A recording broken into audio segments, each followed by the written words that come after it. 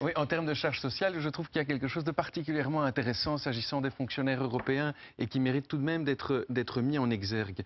C'est qu'on constate qu'effectivement, et vous me détromperez si ce n'est pas exact, mais on constate qu'effectivement, les charges sociales payées par les fonctionnaires européens sont beaucoup moins élevées que les charges sociales payées par les travailleurs belges.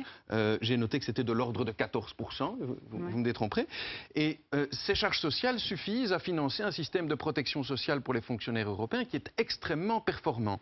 Et alors, je trouve quand même qu'il faut se demander comment ça se fait. Pourquoi y a-t-il une telle différence? C'est notamment en ce qui concerne les pensions, parce que le système européen fonctionne sur une base de pension par capitalisation, c'est-à-dire que les cotisations sont conservées et donnent des droits acquis aux fonctionnaires et ne servent pas à financer les retraites des pensionnés existants, à la différence du régime belge qui fonctionne sur une base de répartition et pas sur une base de capitalisation. Et on constate qu'une pension par capitalisation est à la fois beaucoup plus sûre et beaucoup plus efficace.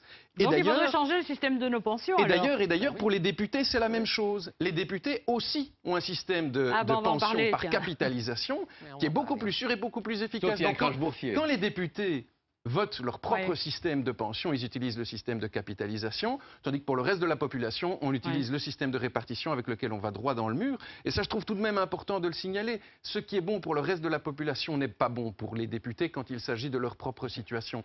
Et je ne dis pas pour autant qu'il faut renoncer, je ne dis pas qu'il faut renoncer à la capitalisation, je dis le contraire, je dis qu'il faut étendre le système de capitalisation à l'ensemble de la population et renoncer à ce système de répartition qui est tout à fait farfelu et qui nous mène dans le mur. Le vrai privilège des députés, c'est qu'ils ont le droit de recevoir une indemnité pour frais qui est égale à 28% de leur traitement.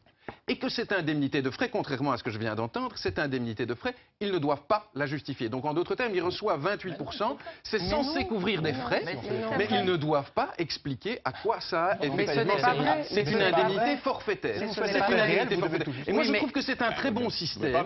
Je trouve que c'est un très bon système. La seule chose que je dis, c'est que si les députés trouvent que c'est un très bon système pour eux, il devrait être étendu au reste de la population qui devrait également bénéficier de ce type d'indemnité forfaitaire. Et je crois que ce serait très bon, à la fois pour les finances de l'État, parce que ça stimulerait l'activité. Je voudrais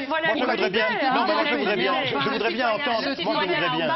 Pas tous en même temps. Il y a aussi le forfait, mais il est plus petit. Et je suis d'accord avec vous sur le fait que ce forfait de parlementaire, qu'on ne doit pas justifier, sauf si on fait les frais réels. Pour faire les frais réels, je ne sais pas combien de dépenses il faut faire, moi je fais le forfait. Mais je suis d'accord avec vous que c'est un forfait qui me semble très élevé. Ce qu'il faudrait, c'est effectivement qu'on ait le courage de faire une réelle évaluation des rémunérations qui sont accordées aux parlementaires. Et ça, c'est un travail que nous pouvons faire aussi entre nous et il serait temps de s'y mettre. J'ai l'impression quand même qu'il y a une espèce de chasse aux sorcières. On cherche les derniers petits endroits où l'impôt reste raisonnable et on essaye là d'aller lever des fonds supplémentaires, alors que peut-être qu'on pourrait se poser la question de savoir s'il ne faut pas faire la démarche inverse et d'étendre certains avantages fiscaux à l'ensemble de la population. C'est plutôt cette démarche-là, je pense, qui pourrait avantager l'ensemble des citoyens plutôt que de continuer à essayer de lever des impôts à droite à gauche pour financer des dépenses dont on ne sait pas très bien toujours l'utilité réelle. Il ne peut pas y avoir de réforme fiscale d'envergure si on se focalise uniquement sur l'aspect recette du budget de l'État sans jamais parler de la question des dépenses. Si on veut avoir une réforme fiscale, ça ne consiste pas à diminuer un peu les impôts à gauche et à les augmenter à droite. C'est ce qu'on fait depuis 20 ans, ça ne marche pas.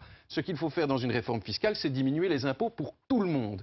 Mais pour ça, il faut naturellement aussi se poser la question de savoir ce qu'on fait avec cet argent et peut-être aussi de la question du rôle de l'État. Est-ce que l'État doit dépenser son argent dans toutes les fonctions dans lesquelles il est, ou bien est-ce qu'il pourrait imaginer de réduire ses dépenses, de réduire son train de vie et éventuellement de cesser d'intervenir dans certains secteurs, ce qui permettrait là de faire une vraie réforme fiscale qui bénéficierait à tout le monde.